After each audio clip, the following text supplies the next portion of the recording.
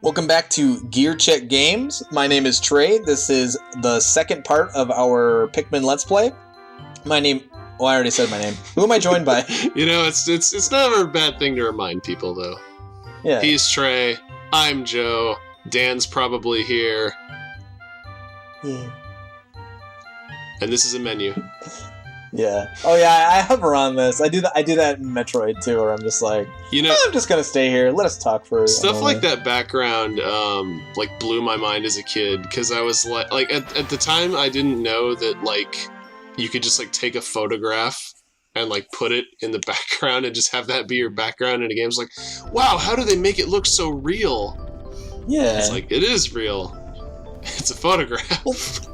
So another fun thing about the world map is that when you like go between areas, your ship does a little animation where it like flies over to it, but it's not like it's weird because it's not a pre-rendered animation or whatever, and it's not like it doesn't follow a set path. It just kind of like takes a path to go like to the next area, and if you just like rapidly flick between different areas, then your ship will just like spaz out and go flying like off the map and like going off screen and doing loops around shit. You may see me display that later. So this is the, let me get it right, Forest of Hope.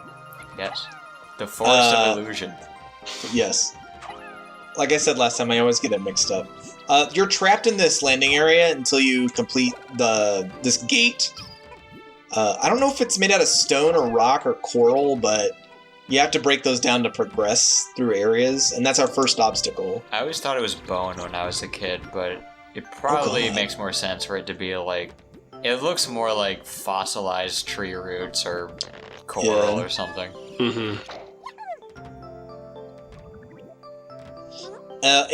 In the little Pikmin that I set to plucking that grass, I don't know if it gave me the text for it yet, but they upgrade that nectar they find, upgrades your guys from just basic leaf Pikmin all the way to flower Pikmin, and that makes them a little bit stronger and a lot faster. Mm-hmm. Yeah.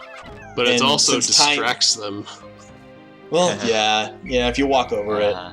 That's one thing I'll give the Wii port is they don't get distracted by things like that as easily. Oh, really? Like they actually changed it? Yeah, well, I know for plants and rocks that you don't want them attacking if you just simply walk over them. They won't unless you direct them to with the C or the down D-pad on the Wii version. Interesting. Oh yeah, here's Alamar describing exactly what I just said. I think they won't like pluck/break that stuff to get the nectar unless you either dismiss them, at which point they'll just run over to it, or press C when they're walking over it. Although I think they might drink up the nectar whether you're pressing C or not. That's one thing that is both a blessing and a curse is they made Pikmin incredibly curious. They're AI.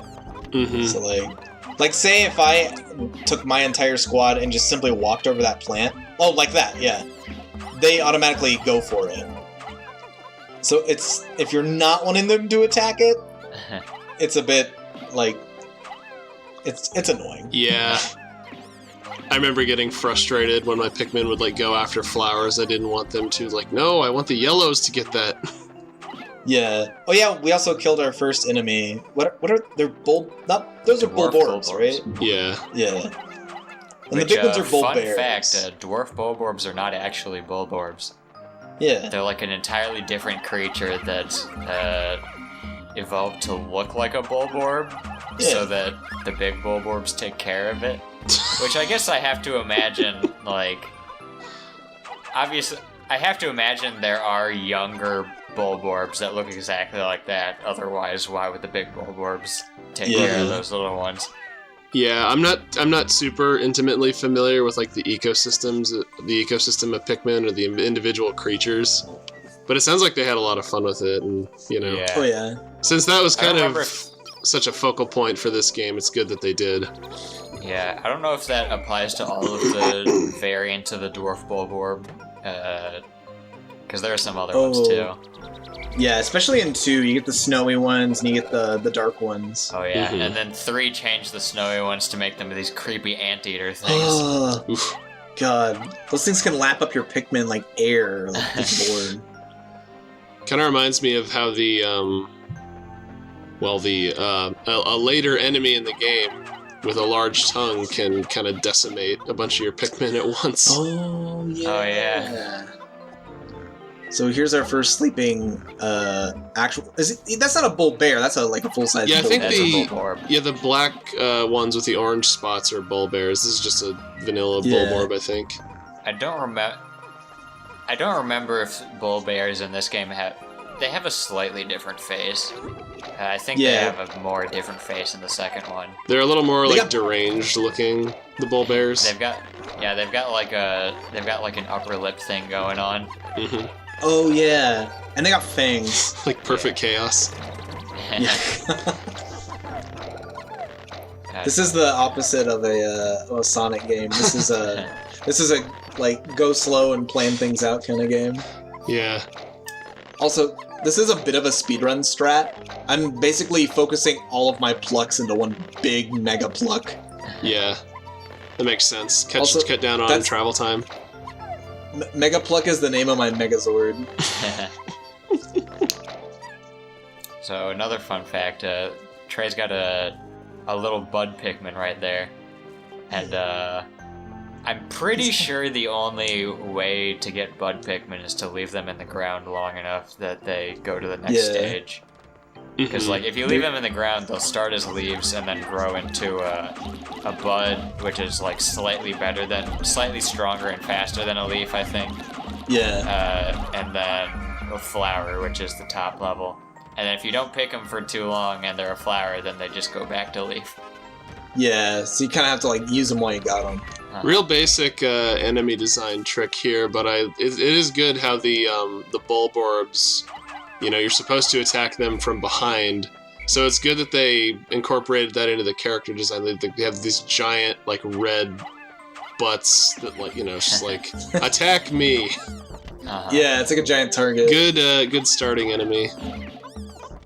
Oh yeah, and they're the kind of enemy that if you don't get how to fight them immediately, they can wipe you basically. Yeah, I guess it's also nice that it teaches you that enemies have weak points.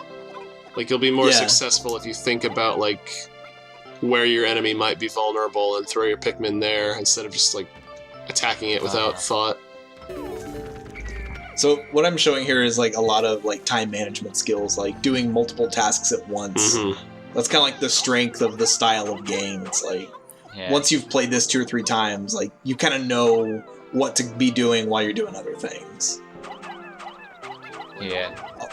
Also, we're about to pick up, I think, the third part? No, the second part. Second, yeah. The Eternal Fuel Dynamo. Now, the enemies give you a set number of Pikmin when you harvest them, right?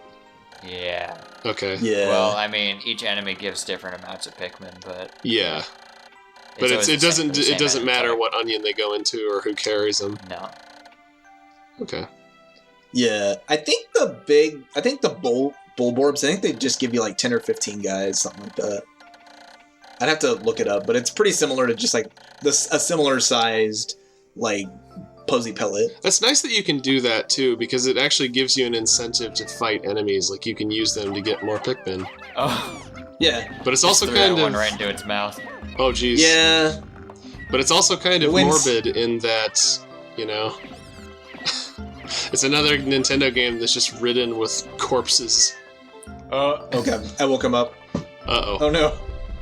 Here he come. I didn't see that one little guy that was still messing with the flower. Oh yeah, this is the first game where this is the only one where Pikmin don't pick up Posy Pellets after attacking them. Mm-hmm. 2 and forward, once they're done messing with it, they just grab it and take it back. 2 and 3, you mean? Yeah, 2 and 3. We don't speak of 4. Oh yeah. It's not out yet. Yeah, right? Yet. They don't. Come on, Nintendo. Just keeps getting closer and closer to the mic. What was I gonna say? Oh yeah, in the Wii version of Pikmin 1, they fix that, so whenever they're done messing with the pellets, they just go ahead and bring them on back. It's a nice quality of light. Dude, Olimar is so tan down there in the corner.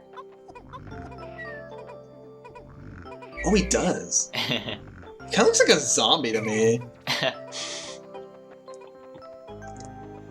He is getting a lot of sun. Like the way his like upper jaw is flopping around kind of reminds me of these.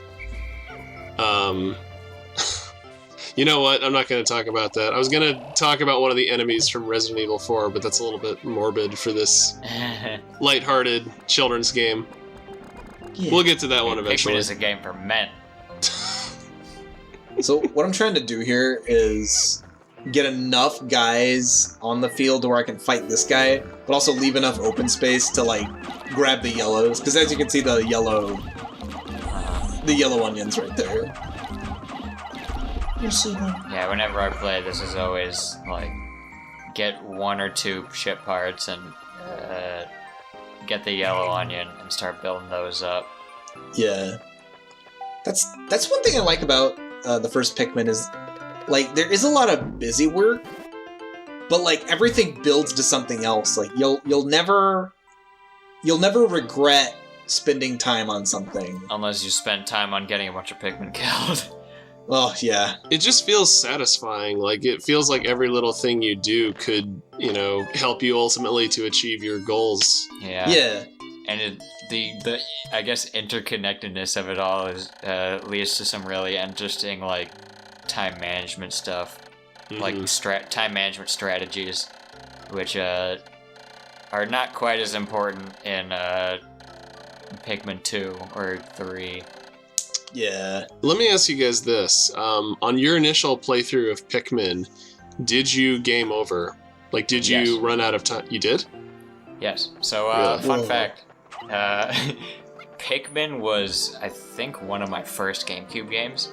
Oh, wow. Well, didn't it release, like, pretty much alongside the launch of the GameCube? I think it was almost a launch title. It was the launch window. Like, it came out a little after Luigi's Mansion, a little before Melee. Yeah, I'm pretty sure I got Luigi's Mansion, like, with the console, and probably Mario Sunshine, too. Well, maybe not Mario Sunshine, I don't know if that released with the console. Mario Sunshine was out, like, in 2002, I think, so, you wouldn't have gotten that immediately. But if I remember correctly, I think I got Pikmin, along with Billy Hatcher and the Giant Egg. Yes. I remember I went to the store and I remember going to like GameStop or something, and I saw they had like the little demo TV or whatever, and like a little TV to show trailers for stuff. And I remember seeing Billy Hatcher and being interested enough that I wanted to buy it. And then I also saw Pikmin. Or I played Pikmin a bit. I played it a bit at the store, and I remember I had never played a strategy game before, and so I was just like so very confused about what I was supposed to do and how everything worked, and I don't remember if I bought it there, if I got my mom to buy it for me there, or if I got it for like a holiday later. But I was not good at that game because I don't know if I've mentioned it on the channel, but I was very averse to letting Pikmin die, to the point where I would just leave them all at the ship site and go fight enemies by myself. Yeah, Dan has an issue. Dan has an issue with using expendable resources. I'm sorry, I've gotten better about it, but yeah. I used to have a really bad issue with, like, I beat Kingdom Hearts 1 and 2 without using any items ever. Oh my lord. No potions or ethers or anything, because I was like, I could just use magic to heal myself and like pick ups. I don't want to waste resources and money. There might be something I think later I did the same with Chrono Trigger, that I need too. this for as he's fighting the final boss. Pretty much. No promises, but I have the opposite outlook on this game. Yeah, I was gonna say earlier, let's have a moment of silence for the first of many Pikmin to die in this playthrough. Yeah, they definitely aren't the last. I remember when we played a bit all together back at college, and you had some issues with bombs. Oh yeah, yeah. So many Pikmin died. So many. Bombs. Bomb mechanics in 1. I meant to say this earlier because when we picked up the bombs, but the way bomb Pikmin work is really kind of convoluted. Like, if you throw them and they don't have it, if you throw a bomb Pikmin and he doesn't have anything to throw it at or attack with, he just stands still. So if you go stand next to him and just run into him, he gets re-added to your squad. But if you whistle at him, he drops it. Yeah, and the bomb activates. Yeah, and they didn't fix that till the Wii port. Well, it wasn't like a glitch, or it wasn't unintended, because there's a puzzle in the final stage that makes use of that. Mm-hmm. Yeah. Yeah, it was probably really just kind of a poorly thought out mechanic. Yeah. Well, I guess I imagine the intent probably would have been for, like, if you wanted to just, like, set up a trap for something. Yeah. So you could, like, drop a bomb next to when an enemy passes by without losing the Pikmin. Yeah. I guess I can appreciate that they wanted to give you another trick to be able to use, but at the end of the day, I feel like more people are gonna think to whistle at their bomb Pikmin than are gonna think to, like, set up a trap like that, so... Yeah. It's like panic whistles are definitely... Yeah. You'll see a lot of those. Hopefully I don't think I drop any bombs on my guys in this, but we have yet to see. I guess maybe I'd feel differently if I was more experienced with this game and I had replayed it a bunch of times. Yeah. Oh yeah, see, if you use X, I just did it there, to drop them off, you can whistle them back, but only if you throw them. There goes number 2. Oh yeah. No. Bye, demo crew. Trey, you don't leave any behind on the planet, do you? At least I don't not know, today. do I? Oh, please. Look what time it is. There's so many ways to lose Pikmin in this game. Yep. I do have one last mission to do. With 8 seconds left. Yeah. Oh yeah, dude, I'm very efficient. Efficient. I can do it. Okay, ballsy. That's better. Reckless, maybe? It gets the job done. Huh? Some might say,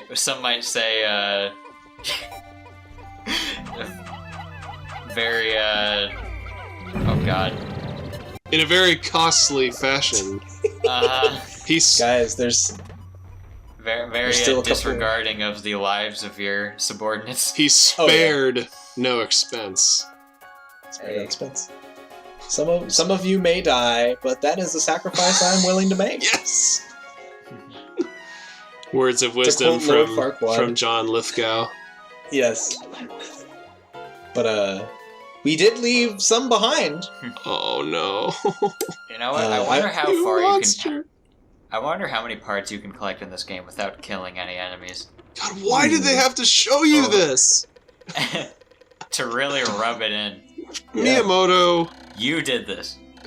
What's wrong with you? The Ayn Rand in me says he's weak. God. It's survival of the fittest. Even though fittest just means whoever I happen to remember. Yeah, whoever Olimar cares about. God. Not that yellow Pikmin. Don't worry. How do you think yellow Pikmin taste? Lemons. Do you think they taste citrusy? The yellow are lemon flavored, red are cherry, and blue are Baja Blast. They're blue raspberry. Parsnip. Sure, why not? Look, Remember the 6? Do you remember where they were?